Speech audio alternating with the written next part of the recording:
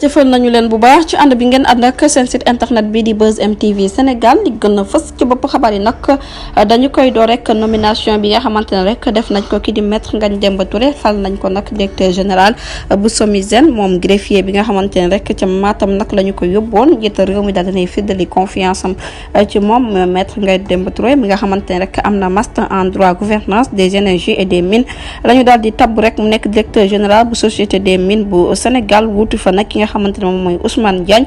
ki di président de la République Bassirou Diomaye Faye daal dinay rek fësaliwaat kóllëreem ak confiance bi nga xamante ne rek am na ko ni ki démb rek yemoo ko ñaari fan ci weeru mai atum 2024 moom ci jëmi boppam rek nekkoon coordonnateur des jeunes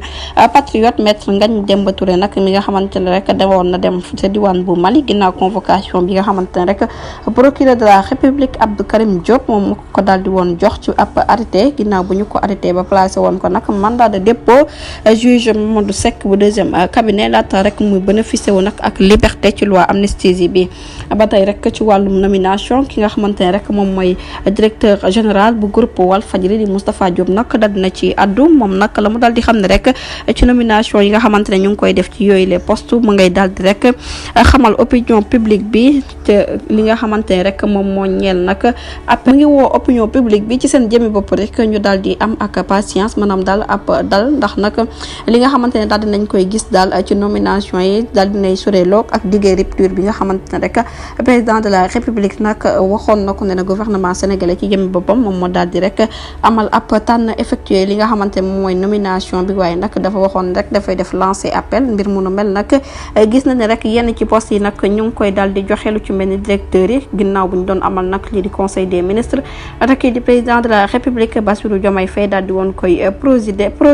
présider ne na nag dogal bu nu mel naam sax gaaw na waaye jamono ji ñu ci bëri rek ñu ngi ci yëkkati ay kàddoom ginnaaw bu ma gisee ñenn ci Sénégal yi rek ñi ngay commencé laaj nag ne gouvernement bu yees bi li nga xamante ne rek moom la ñuy def nag ci nomination yi est-ce que nekkul sax favoritisme mu nekk kàddu yoo xamante ne daal dinañ ko yëkkati kii di Moustapha Diop nekk directeur général bu groupe Walfadjri daal dinay joxe xalaatam rek ci lu ñeel boobu lee mbir moom nag la mu daal di xam lu toll ci 4000 postes rek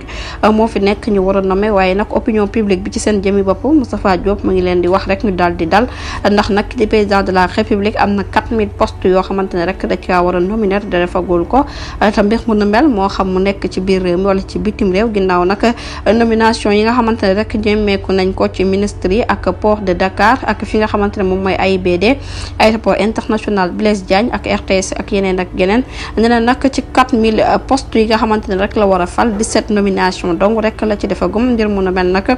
jamono ji ma ngay wéy rek di amal ab débat ci transparence bi nga xamante ne lañu woote woon ak équité ñeel processus nomination ci gouvernement bu yes bi jërë ngeen jëf ci teewlu bi bu leen fàttee abonné bés cloche de notification ngir mën a am yeneen i xibaar